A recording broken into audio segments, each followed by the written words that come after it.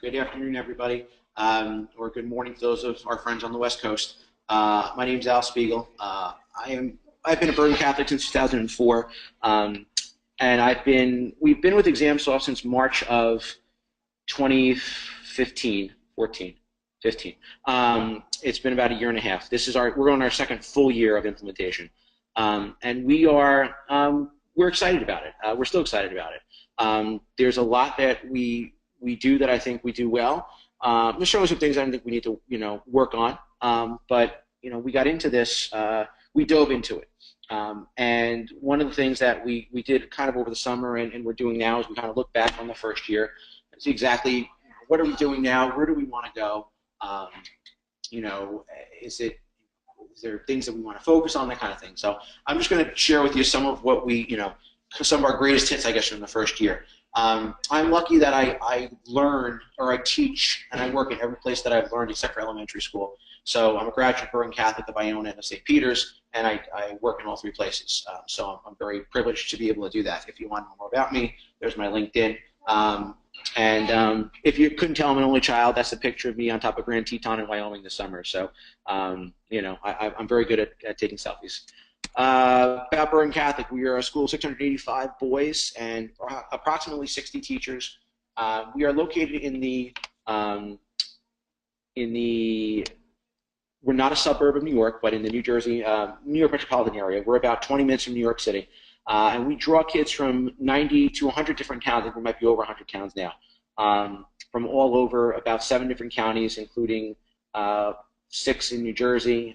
We draw a few from Manhattan, a few from Rockland County in New York. Approximately 99% of our seniors attend college.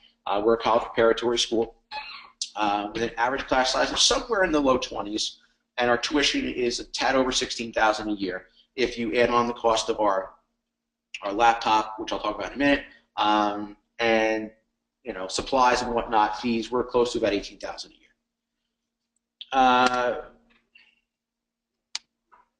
We are in the last year of our one-to-one laptop program. Okay? We are almost in our next year. We will be fully 2-to-1. We identified a couple years ago that we wanted to become a Mac school.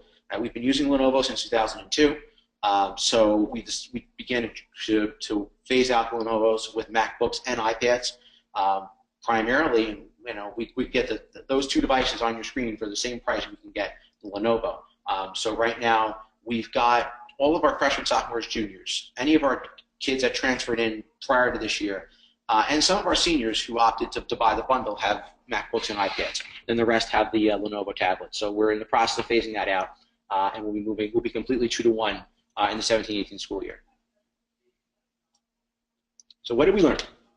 We've had a full year to play with ExamSoft, really a year and a couple of months. The original intent was to provide our exams, our final exams in May of 2015, fully online, which we did.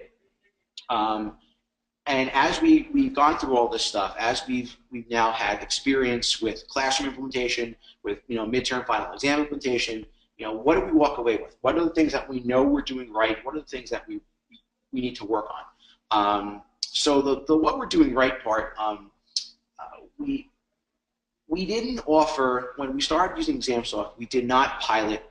We didn't do a test group. We didn't try it with 5 kids. We dove in head first without knowing where the bottom was.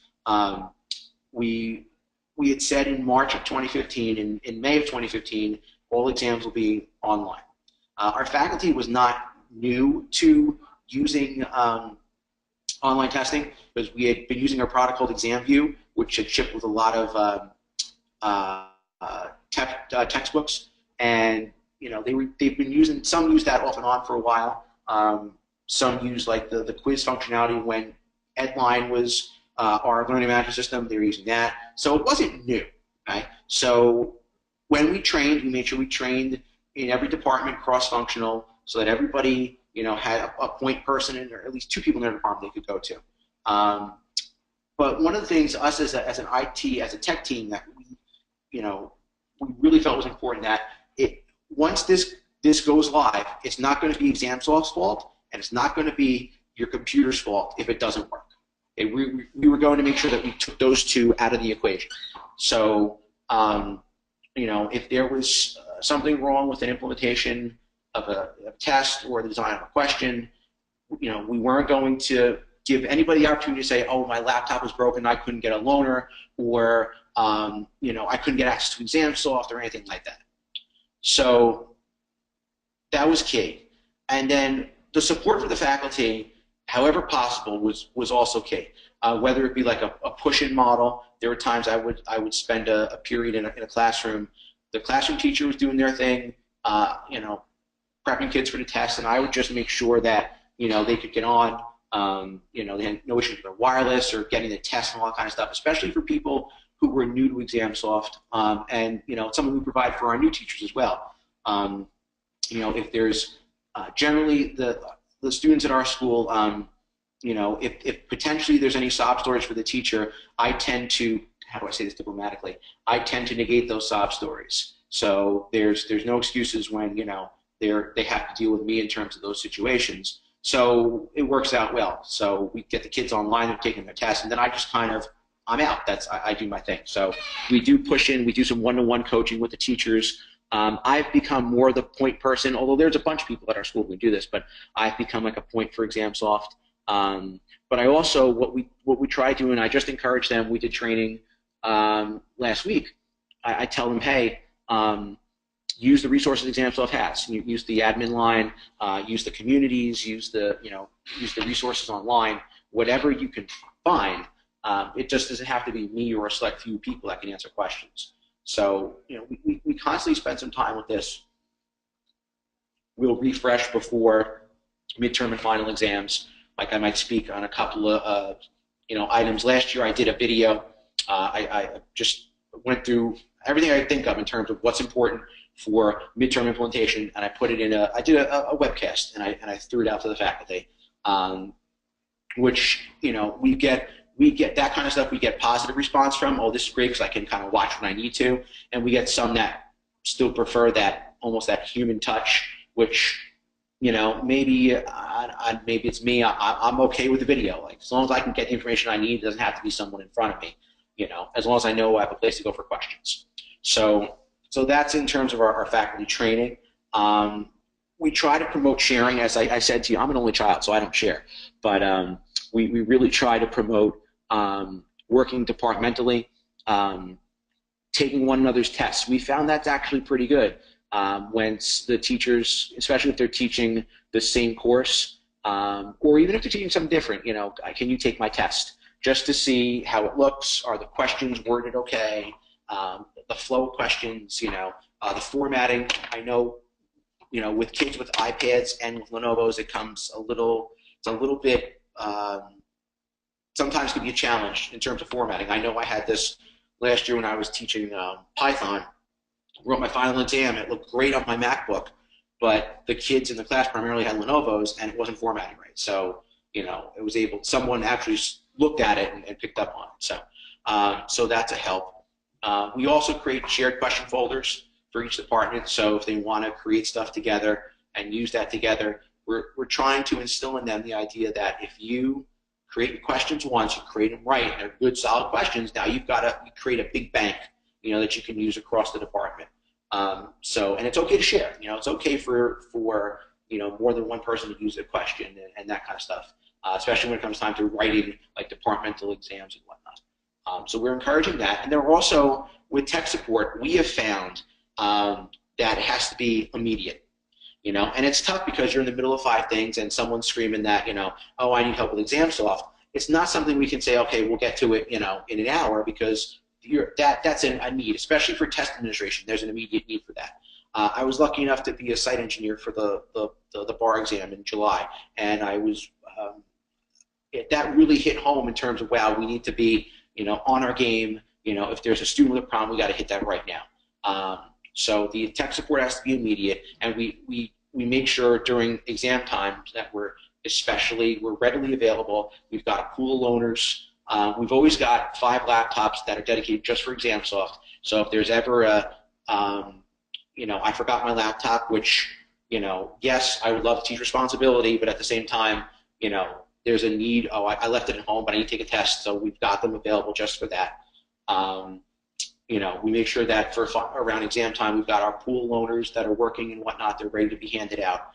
Because there's going to be a need for that. There's going to be, I broke my computer or something's not working right, and we need to address that. So these three things I know are key for us: the training, the sharing, the tech support. Because like I said, it's not going to be ExamSoft's fault. It's not going to be your computer's fault. So it's got to be something else. I'm not going to say what the other part is, but it's got, you figure it out. There's got to be something else that's the problem here. That it's not either one of those two. This is how we did training this year. We have a 72-inch television in every classroom, and we have a TV studio that we broadcast the morning announcements and stuff from. And what we decided to do, we just upgraded all of the cabling in the building, so now we can run 1080p to every TV. So I was in the TV studio, and I have my PowerPoint on the screen. I was narrating over that. And each department, they picked a room and they met as a department. So we threw out a couple of topics, which I'm going to talk about in a second, and we let them. I looked at it as if you were talking, the first thing that we talked about was organizing your folders. So if they did that for 40 minutes, even if they didn't get to the other stuff that I was talking about, that's fine because it was productive time for them. So it's big group training that we know never works, but we did it in the context of a small group. So if that department took a different direction, we were okay with that as long as they were being productive with, somehow with ExamSoft. The next thing we're going to do, the next time I do one of these, is we'll actually we'll record it. So just like I'm doing now, I'll wear a second headset. So we'll have a headset that'll broadcast out, and then I'll wear a headset that we can do a screencast on. So the fact that you play this stuff back, I'm not sure that it's not going to go viral on YouTube, but at least for those that want to see this kind of stuff, it's available to them. What we talked about at our opening training session, I spent about 45 minutes talking about folder organization. And this is stuff that came up from the first year. When I'm trying to find, if a kid has to take a makeup test, we're trying to find the test, and the teacher calls it final exam. Well, that's wonderful. So the kid's trying to download the final for, English 2, CP Section 5, and that's great, but we don't know who the teacher is, or we don't know based on the title of the test. So we talked about naming assessments appropriately and organizing them, because some teachers, you could tell it's very linear, it's very clear of what's in what folder, and some just put everything in the folder with their name on it, and it's kind of a mess. So we spent some time. I shared some examples, and I said, all right, I talked for maybe 5-7 minutes on that topic. Okay, now I'll give you 10 minutes to kind of talk about that as a group, or work on that as a group, or at least get some ideas together of where you want to go with that. We talked about categorizing questions. Now this year, we're in our self-study year for middle states, so if there's an opportunity, we need to categorize questions. I shared the example of I categorize my final exam questions. So I have a pool of questions that I will use exclusively on like a midterm or final exam. So there's no, oh, I used the same question twice. I like to do that. I like to have that pool of questions, so each year when the kids take the midterm, I can say, oh, this is how we've done on the same question from year to year. I can look at that analytical data. We talked about importing questions. That still seems to be a big hurdle. Well, how do I get my questions in ExamSoft? And we talked about rich text formatting. We talked about, if you want to import from ExamView or Blackboard, how we can kind of massage that import file to get it in there. So we spent some time with that. We talked about placing images in questions. One of the examples that I should have put in here, it's my favorite one. I have a graphing question. We have a test bank for math that spits out, all these great questions in a PDF file. Well, then the question, well, how do I get into ExamSoft? Well, I took a screenshot of the picture, and I, saved it as an image file. I put it into ExamSoft, and now I've got a good question. I've got a question I can bank, and it's not, it's not something that's a part of a PDF attachment that we make, with the entire test. We had a couple of teachers make an exam level attachment with the entire test, and then question 1 was see question 1, question 2. It just became a little cumbersome for the kids. And then lastly, placing attachments to questions, same kind of thing. We talked about exam level attachments, question level attachments. You know, we had last year an issue where a teacher put in the entire exam as a PDF file in every question as a question level attachment, and we had the kids just ExamSoft soft has crashed, and so there was a whole bunch of panic and da, da, da, da. So you know, when's it appropriate to put an attachment? When is it not? And with a little bit of work, you could take your questions, bank them, and they're done. You don't have to worry about going through that process of putting a whole test into the PDF file. So those are the times that we start the year off, and this is what maybe we'll come back to, hopefully at some point during the year, and say, all right, how have we gone through this? You know, and it might just be an email from me that says, you know, hey, you know, here's some reminders that we talked about in September. You know, how's everybody doing with this? Does anybody need help with it?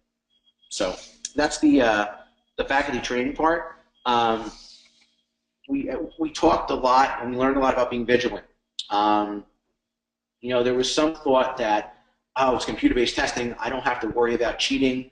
Now, to some extent, that's true, because the exams are much more, I'm more comfortable if I randomize my test. I have, you know, a 50-question test with 20 kids. I'm okay with putting them, you know, they could sit on top of each other, because the probability of them getting the same question at the same time is slim. But things that we, you know, I had done a webcast for our faculty about some of this stuff. I included in my midterm review. So then we had a thing, okay, you know, you got to leave your smartwatch on the teacher's desk. You know, no cell phone. So we had like a box for your cell phone, a box for your smartwatch. Because some of the teachers had no idea, you know, and through no fault of their own, but that, you know, you could put stuff on a smartwatch and communicate back and forth, and they wouldn't know the buzzer. The middle picture is a cutout calculator that could fit like an iPhone 5 in there.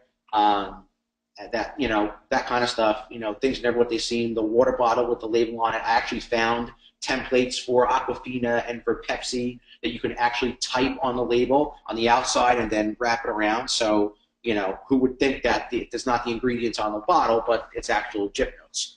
The bottom right picture is a mini camera that's a button, so that this little button here is actually a camera. Haven't seen much of that, but you know, you can't just sit there as a teacher and watch and take a test. You have to move around and see what's going on. And then lastly is the crib notes behind the ID card trick. All kids have to wear an ID card, and we found that, you know, gee, why are they looking at their ID card taking a test? You can actually get a decent amount of material behind the ID card. So you have to be vigilant. You still have to be vigilant, even though it's a, you know, it's a secure test. You have to watch, because there's crazy things that can happen. One of the things that we stress is device placement. Okay, this is an actual test. I think I've gotten rid of everybody's, you know, any references to, you know, who it might be.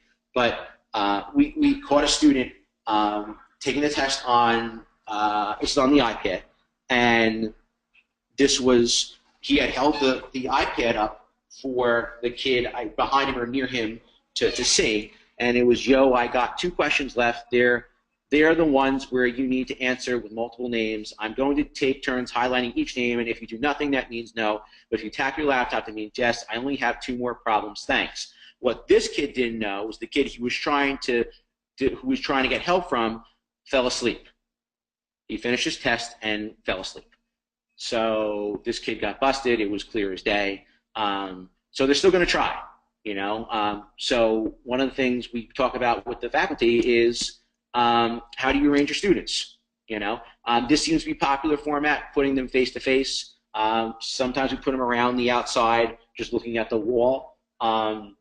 There's been some different variations of this. The first year we did it in the gym. We had everybody together, but we were okay with that. Now, granted, this kid's looking at the other kid. But what was nice was we had 10 teachers in the gym doing their own classes. So, you know, I'm here if you can't tell. That's the bald head. You know, maybe I'm over here and I see a kid over here that's doing something else. Now, hey, somebody watch my kids, because now I can see someone over here. So it was, you know, not one set of eyes. Potentially now you got 10 or 12 sets of eyes looking at, you know, the same group of kids. That was really helpful. So we kind of learned a lot about what's a good way to arrange the kids, what's not so good, how potentially they're going to cheat, make sure they're keeping their if they're using the iPad, the device should be flat, and even the laptop is convertible, so they could turn it if they had to. But why is a student holding their device up if it's an iPad? There's no reason why they should be. And what does that mean? So the whole idea again about being vigilant, it made sense, and we kind of made sure we reinforced that because you never know. Our kids aren't bad kids, but at the same time, if there's an opportunity that presents itself, they might take that. So you just have to be vigilant. Know what you're looking for. And we tried to give as many practical examples of that as possible of what we think, what kids might do in terms of being dishonest. Some of the skills that we focused on, when we first started out, the IT folks were doing more than they had to. So they were doing, every time a kid needed a download, for example. So this became an issue with the faculty who said, all right, you can do this yourself. The only thing you have to ask the kid is, why do you need another download? And it might have been you had a loaner. Your device could have crashed that morning, but maybe you had downloaded the test to your loaner already, or to your original machine already. But this is a teacher-centered skill. This wasn't something that you need to go down to like a tech office and get another download. As long as, like I said, a bunch of these couple of skills that I'm talking about, we kept telling teachers, ask the kids why. Why do you need another download? And if it was a loaner, the kid had a loaner, that's legitimate. But, maybe is there anything else going on that, we're not, fully safe. Resume codes. We talk about the difference between the universal resume code and regular resume code, and when it's appropriate to give one and not the other. And again, why do you need the resume code? You just got here, you just started your test. Why do you need the resume code? And not being afraid to ask the questions, and also, not being afraid to involve myself or someone on my team to come in and say, yeah, this you shouldn't be prompted for a resume code as soon as you start the test. That means potentially you might have gotten to the test ahead of time. So, and that's what we look at the logs for. But we went over the difference between these two codes and how the teachers could give out the codes themselves. That's something they didn't need us for. Not that we weren't willing to do it, but we wanted to get teachers to be self-helpers, that they could self-remediate some of their issues. We talked about the logs. Now, I know the logs can be intimidating to the faint of heart. So one of the things that we did, we tell the teachers, we show them and all that, but sometimes it ends up being me, and sometimes it's with like my account manager. There are even times where I'm looking at it going, do I get this right? Now this student in particular, his test was interrupted. Now this was my fake one to prove a point, but we had exactly the same kind of thing. We had a student upload. He had finished his test, and then he came to my office and said, my test uploaded for no reason. I wasn't done yet. So, okay, I conversed with the teacher. The bus is downstairs. It will not wait Sorry, much longer. folks. We're arriving a little late, but the Pearl River bus is down below. Can't control the announcements. And we're 2 minutes to get down there and jump on. But in about 2 minutes it will be gone. Thank you. Okay. What had happened was, what we eventually found out after the teacher said, "Oh, this happened to another student, last week." The student finished the test, figured he got them wrong. He took the test, saw his grade, knew what he got wrong, then figured he would, kind of wiggle his way out and say, "Oh, it crashed or whatever, and I got to take it again." We looked at the logs. We determined that he was at the challenge screen where he finished the test. He ended the test, and he looked at his grades, didn't like what he saw, and then decided to take the test again. So, it took a little bit of prodding, but eventually we got it out of him that, he was dishonest. But the logs helped that. The logs said exactly at this time, here's where you were. The test didn't upload for no reason. This is what the log says. So, that's important to know that we have the data to back up the observation or the hypothesis that the student might have cheated is extremely helpful. So we kind of give our faculty a glimpse at the logs, that they're there. Some will look at it without hesitation. Some, that's something they might need us for, but we encourage them to at least try to look at that. And then upload confirmations. You cannot leave the exam room until not only you get a green check, but I see an upload date. We insist on both. I know some people are okay with one and not the other, but we tell our teachers, my rules are, if you don't see a green check and I don't see an upload date and you leave the exam room, you're subject to a 0. Because how do I know that you're not doing anything you shouldn't be once you leave the room? So they have to be uploaded. It's just there's no exception. There are times, and again, we have to make ourselves available during exam time. But that's what we have to do, because we want to ensure that this is that kids aren't being dishonest. And then lastly, our absentee procedure. If our teachers repost the same test, what we will do is we will force the kids to download a different test, even if it's the same one. We might change the name of it. We'll force them to download it again in front of us. So this kind of prevents anything if they potentially have accessed the test ahead of time.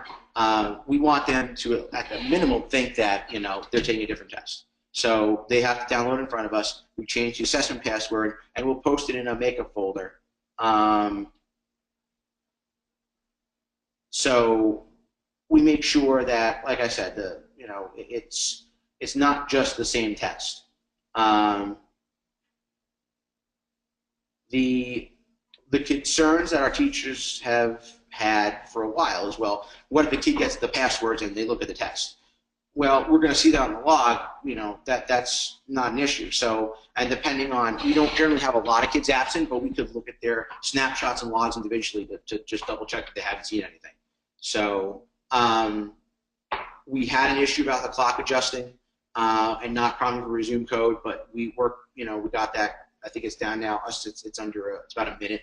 So there's if the kid sees it, they're going to get a prompt for resume code. So I'm hoping that that's kind of where we are. Like I said, by no means are we perfect. We're a work in progress. I think we're always going to be a work in progress. We've got some ideas where we want to go for this year. We see where it takes us. We still have to encourage. ExamSoft is the way to test. It's not supposed to be something you just take out for midterms and finals. You should be doing this on a regular basis, and we know our teachers are doing that. We've got a new group of teachers this year that are well versed in technology, so this isn't new to them. It's just, all right, let me kind of get my bearings, and some are already using it. It's the first week of school for us, or excuse me, this is the second week of week of school for us, and they are they're hitting the ground running. So it's a good thing. Like I said, we're always willing to. We like going out to other schools. We like to see what other places are doing. If we're doing the right thing. If we can learn from somebody else. But we're well on our way. So it definitely has been a challenge. It's been a good challenge. We've learned a lot. I'm not sure I would go back to giving a paper test as a teacher because I like what ExamSoft can do in terms of reporting and item analysis and securing the test and whatnot. So I think it's been a win for us. So something that the school is certainly still is excited about. So that's about all I have. I am certainly willing to entertain questions and comments and concerns and throwing virtual vegetables at me. So whatever you got for me, I'm all ears. Thank you so much, Al. That was a wonderful webinar. We have a couple of questions here. The first one is, were there any issues with parental buy-in regarding the implementation of ExamSoft? Parental buy-in, they were okay. We didn't really have any negative, real negative, I can't have my kid doing this. We have kids. We 3 years ago opened. We have a learning center, so we work with kids with that might have learning disabilities, special needs, and extended time. So we work that stuff through ExamSoft. It actually makes it easier. Certainly, if we have a kid that has to take a test on paper and pencil because of a special need, we'll honor that. But the parents, I have not gotten, complaints that why does my kid have to take a test on the computer? Why can't he take it on paper and pencil? But no, that's been non-existent, virtually non-existent. Excellent. And another question here: how did the integration with your LMS process work? I don't know what LMS are you using, and then how was the process of integrating that with ExamSoft? Okay, so it's a two-step. Our student information system is PowerSchool, and our LMS is Blackboard. So every night we update student, staff, and courses and course assignments from PowerSchool to Blackboard. Then we use the ExamSoft building block to update Blackboard to ExamSoft. So classes and student enrollments go up every night. Because one of the things we had said, and it was really more me than we, but everybody agreed with me, I would not use anything where I can't sync from my SIS to my LMS. And then when we looked at ExamSoft, the first thing was, can we synchronize the grades? Because we're not going to go backwards to do stuff by hand. And it was, dare I say, unacceptable for us to do that. So it was. This year was a little bumpy with PowerSchool with Blackboard and ExamSoft, but we got it resolved. It wasn't what I would consider major. It was just the time was unfortunate. But pushing the grades back from ExamSoft to Blackboard. What our scheme now is that Blackboard is the repository for grades. So students and parents look every day.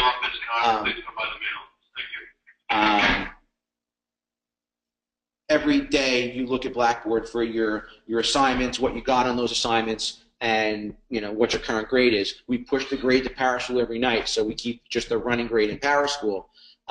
But we take the teachers will take their ExamSoft grades and push them to Blackboard, so that they've that's the repository is Blackboard. So that took a while for us to kind of get syncing, but now it's really seamless. We don't really have an issue.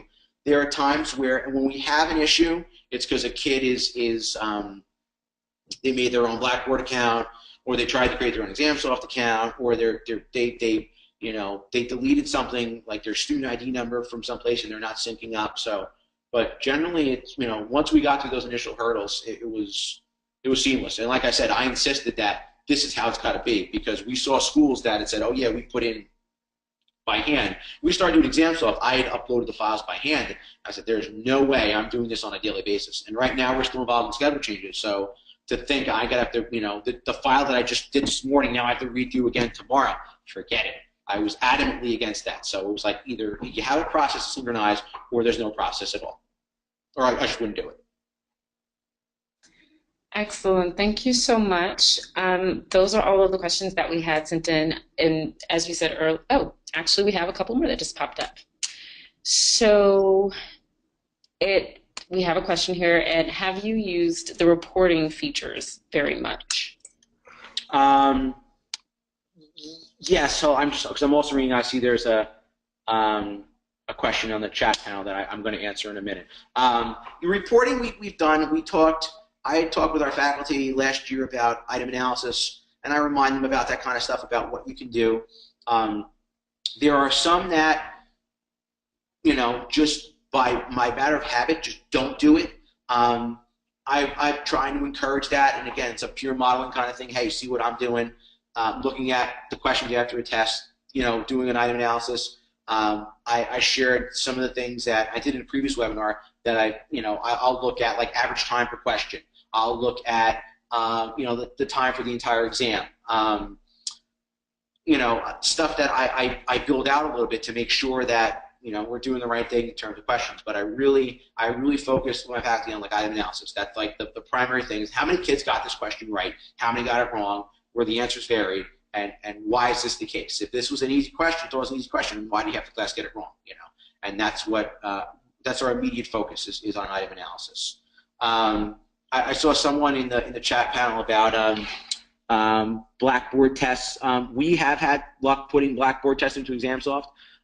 We've had to filter them. We had to massage them a little bit, but yes, we have had success doing that.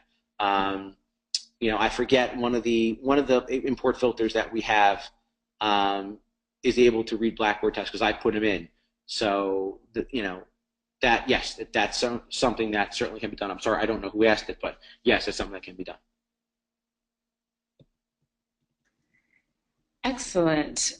That is all of the questions that we have for today. And as you see there, you can contact Al if you have any further questions or comments. And once again, this webinar has been recorded, and we will be sending you an email with a link to the recording in the next few days. Thank you all so much for attending, and have a wonderful afternoon. Take care, everybody.